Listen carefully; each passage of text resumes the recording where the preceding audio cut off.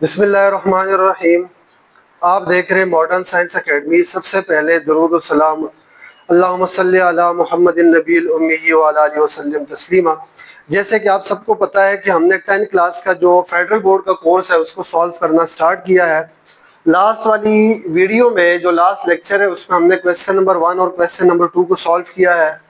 आज हमने सॉल्व करना है क्वेश्चन नंबर 3। क्वेश्चन हमें दिया है सिंप्लीफाई आयोटा की पावर 9। ठीक है, तो सबसे पहले देखिए जो आयोटा स्केयर है, आयोटा स्केयर हमारे पास इक्वल होता है -1 के। इसको हमने जितने भी इस तरह के क्वेश्चन इनको हमने आयोटा स्केयर की फॉर्म में सॉल्व करने होते हैं। ठीक है, तो सबसे पहले ये हमारे पास आ जाएगा आयोटा स्केयर। अब बाहर जो पावर आएगी वो आएगी 4, 2 4 जार हमारे पास आता है 8। ये चूंकि एक ऑड नंबर है, एक हमारे पास कोफिशिएंट बच रहा है, तो उसको हम आयोटा की फॉर्म में एज इट इज लिख लेते हैं। ठीक है, आयोटा स्केयर मैंने मेंशन किया है -1 के इक्वल है, इसकी जगह हम -1 रख लेते हैं। ऊपर पावर आ जाएगी 4 मल्टीप्लाई बाय आयोटा। चूंकि ये एक इवन पावर है, इवन पावर से माइनस का जो साइन है आप सबको पता है कि वो नेगलेक्ट हो जाता है, खत्म हो जाता है। तो 1 की पावर 4 हमारे पास अगेन आ जाएगा 1 multiplied by iota, and iota 1 jar हमारे पास आ जाएगा iota. That is the correct answer. ठीक है, इसी तरह क्वेश्चन नंबर हमारे पास जो नेक्स्ट है वो है आयोटा की पावर 13। ठीक है, क्वेश्चन नंबर 2 हमारे पास है आयोटा की पावर 13। इसको भी हम ऐसे ही सॉल्व करेंगे। ये आ जाएगा हमारे पास आयोटा स्केयर और यहाँ पे हमारे पास आ जाएगा 6, 2 6 are 12। इसमें भी हमारे पास एक आयोटा बच रहा है तो उसको हम यहाँ पे लिख लेते हैं। ठीक है, आयोटा स्केयर की जगह आ जाएगा -1 इसकी पावर 6 इंटू आयोटा। चूंकि ये भी एक इवन पावर है तो इवन पावर से जो माइनस का साइन है वो खत्म हो जाता है। तो 1 की पावर 6 जो है हमारे पास ये आ जाएगा 1 multiplied by iota, and iota 1 jar iota. इसका भी आंसर हमारे पास आ रहा है आयोटा। ठीक है, क्वेश्चन नंबर 3 की तरफ जाते हैं। क्वेश्चन नंबर 3 हमारे पास है आयोटा की पावर 28। ये एक सिंपल सा क्वेश्चन है। इवन पावर में हमें जो वैल्यू है आयोटा की वो हमें इवन पावर में दी हुई है। यहाँ पे आ जाएगा आयोटा स्केयर और यहाँ पे इसकी पावर आ जाएगी 14, 14 2 जार हमारे पास होता है 28। आयोटा स्केयर की जगह आ जाएगा -1 इसकी पावर 14। एक इवन पावर है, इवन पावर से जो माइनस का साइन है वो नेगलेक्ट हो जाएगा और 1 की पावर 14 हमारे पास आ जाएगा 1। ये इसका आंसर है। ठीक है, नेक्स्ट चलते हैं क्वेश्चन नंबर 4 की तरफ। क्वेश्चन नंबर 4 हमारे पास है माइनस आयोटा की पावर 21 माइनस आयोटा की पावर 21। ठीक है, तो यहाँ पे हम क्या करते हैं, -1 को हम अलग कर लेते हैं, मल्टीप्लाई आयोटा की पावर 21 को हम लिखते हैं आयोटा स्केयर। इसकी पावर हमारे पास आ जाएगी 10 मल्टीप्लाइड बाय आयोटा। 2 10 are 20 और 21 है, एक आयोटा हमारे पास बच रहे तो उसको मैंने कोफिशिएंट की फॉर्म में लिख लिया है। ठीक है, ये आ जाएगा -1 मल्टीप्लाई आयोटा स्केयर इक्वल होता है -1 के, इसकी power 10 multiply by iota. -1 multiply -1 की पावर 10, एक इवन पावर है, इवन पावर से माइनस का साइन खत्म हो जाएगा। ये आ जाएगा 1 मल्टीप्लाई बाय आयोटा और इनको हम मल्टीप्लाई करेंगे तो हमारे पास आंसर आ जाएगा माइनस आयोटा। ठीक है, ये इसका करेक्ट आंसर है। क्वेश्चन नंबर 5 देखते हैं। क्वेश्चन नंबर 5 हमें दिया हुआ है 3 आयोटा का होल क्यूब। ठीक है, आप सबको पता है कि 3 का जो क्यूब होता है वो होता है 27। साथ में आ जाएगा आयोटा का क्यूब, ये आएगा 27। इसको हम लिखेंगे आयोटा स्केयर और मल्टीप्लाई बाय आयोटा। इस जो क्यूब है इस क्यूब वाली वैल्यू को मैंने 2 हिस्सों में कर दिया है। ये आएगा 27। आयोटा स्केयर इक्वल होता है -1 के मल्टीप्लाई बाय आयोटा। इनको हम मल्टीप्लाई करेंगे तो ये आ जाएगा -27 आयोटा। ये इसका करेक्ट आंसर है। ठीक है, और सबसे लास्ट में हमें दिया हुआ है क्वेश्चन नंबर 6। क्वेश्चन नंबर 6 हमें दिया है -2 आयोटा की पावर 4। ये एक इवन पावर है, ठीक है, इवन पावर से माइनस का साइन खत्म हो जाएगा। 2 की पावर 4 जो है, 2 की पावर 4 जो है ये हमारे पास होती है 16, और आयोटा की पावर 4 को मैं इसको यूं लिखता हूं, आयोटा स्केयर का स्केयर, ये आ जाएगा 16, आयोटा स्केयर की जगह -1 और इसका स्केयर आ जाएगा 16। अगेन स्केयर से जो माइनस का साइन है वो खत्म हो जाएगा, एक इवन पावर है, इवन पावर से माइनस का साइन खत्म हो जाता है, 1 का स्केयर 1 आ जाएगा, एंड 16 1s are 16। ये हमारा करेक्ट आंसर है। ये क्वेश्चन नंबर 3 था, ठीक है।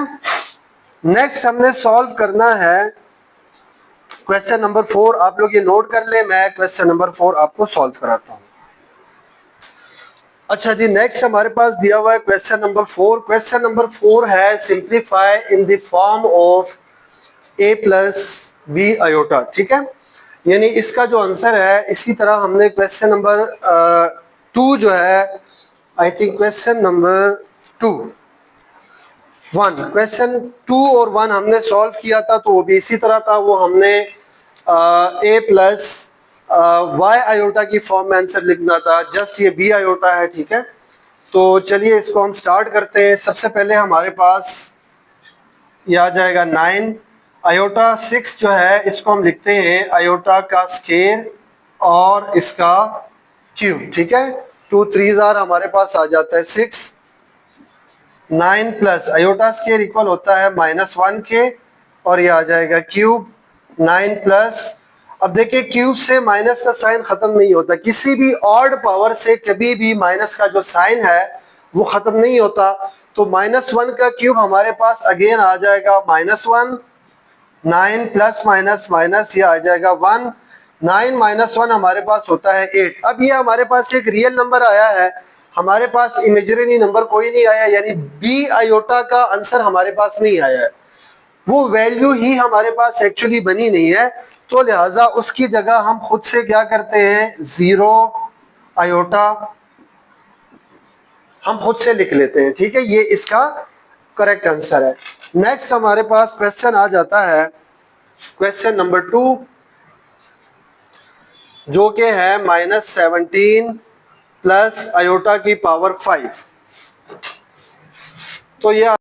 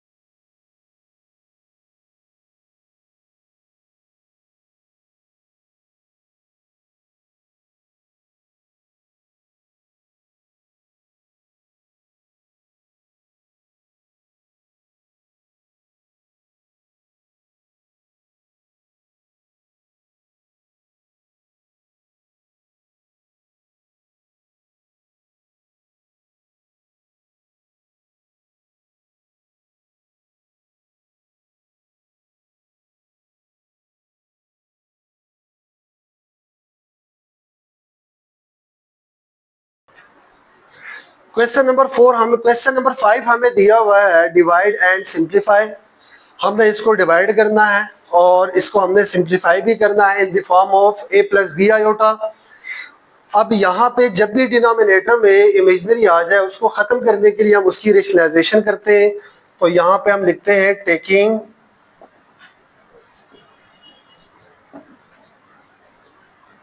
कंजुगेट, या आप लिख सकते हैं टेकिंग रेशनलाइजिंग। रेशनलाइजिंग में क्या करते हैं हम, जो डिनोमिनेटर में वैल्यू होती है ऊपर नीचे वही वैल्यू हम ऑपोजिट साइन के अंदर मल्टीप्लाई करते हैं। ठीक है, तो ये वैल्यू इसके साथ मल्टीप्लाई होगी 3 मल्टीप्लाई बाय 4 प्लस आयोटा। यहाँ पे फार्मूला लगेगा a minus b a plus b, जो कि इक्वल होता है a square minus b square के। तो ये आ जाएगा a का स्केयर यानी 4 का स्केयर माइनस आयोटा का square. 3 multiplied by 4 plus iota, 4 का स्केयर हमारे पास होता है 16 माइनस आयोटा स्केयर इक्वल होता है -1 के। तो ये आ जाएगा हमारे पास 3 into 4 plus iota divided bye 16, और माइनस माइनस हमारे पास आ जाएगा प्लस, आ जाएगा 3 4 plus iota divided bye 16 plus 1 हमारे पास आ जाएगा 17। ये इसका करेक्ट आंसर है। या आप इसकी जगह आप यूं भी लिख सकते हैं कि इसको आप मल्टीप्लाई कर लें, 3 4 12, इसका एलसीएम भी साथ ब्रेक कर लेते हैं, 12 बाय 17 प्लस इसको इससे मल्टीप्लाई करेंगे 3 आयोटा डिवाइडेड बाय 17। ये भी करेक्ट आंसर है, ये भी करेक्ट आंसर है। दोनों में से आप जो भी फॉर्म लिखेंगे दोनों सही है, ठीक है, गलत नहीं है। नेक्स्ट क्वेश्चन हमारे पास आ जाता है क्वेश्चन नंबर 2। क्वेश्चन 2 हमारे पास है 3 iota divided by 6 plus 5 iota. इस क्वेश्चन में भी सिमिलरली हम यही काम करेंगे, हम लिखेंगे टेकिंग कंजुगेट, कंजुगेट लेंगे 3 iota divided by 6 plus 5 iota, multiply करेंगे इसको 6 माइनस 5 आयोटा से, और डिवाइड भी करेंगे 6 माइनस 5 आयोटा से। मैं दोबारा बता रहा हूँ, जब भी हम रेशनलाइजिंग करते हैं, ठीक है, तो हम कंजुगेट लेते हैं या रेशनलाइजिंग करते हैं तो हम डिनोमिनेटर का जो अपोजिट साइन होता है वो वाली वैल्यू हम ऊपर नीचे मल्टीप्लाई भी करते हैं और डिवाइड भी करते हैं। ठीक है, तो ये वैल्यू इसके साथ मल्टीप्लाई होगी, इसको हम लिखते हैं 3 iota divided by 6 minus 5 iota. a plus b a minus b, जो कि इक्वल होता है a का स्केयर माइनस b का स्केयर। 3 आयोटा 6 माइनस 5 आयोटा, 6 का स्केयर आ जाएगा 36 माइनस 5 का स्केयर होता है 25, ठीक है, और आयोटा स्केयर की जगह हमारे पास आ जाएगा -1। 3 iota 6 minus 5 iota divided bye 36, minus minus हमारे पास आ जाएगा +25। ऊपर वाली वैल्यू इसी तरह आ जाएगी 3 आयोटा। आप ऊपर वाली वैल्यू को आप मल्टीप्लाई भी कर सकते हैं, ठीक है, 3 iota 6 minus 5 iota divided by, इन दोनों को ऐड कर लेते हैं 36 प्लस 25 दैट इज 11, 3 1 4 5 6, ये आ गया हमारे पास 61, नीचे आ गया हमारे पास 61। अब हम क्या करते हैं, अब हम ऊपर वाली वैल्यूज को मल्टीप्लाई कर लेते हैं, 3 6 or 18 iota minus 3 5 or 15 iota multiply iota, iota का square divided by 61, 18 iota minus 15 iota square की जगह वैल्यू आ जाएगी -1 divided by 61, 18 iota minus minus आ जाएगा हमारे पास प्लस, 15 1 जार 15 डिवाइडेड बाय 61।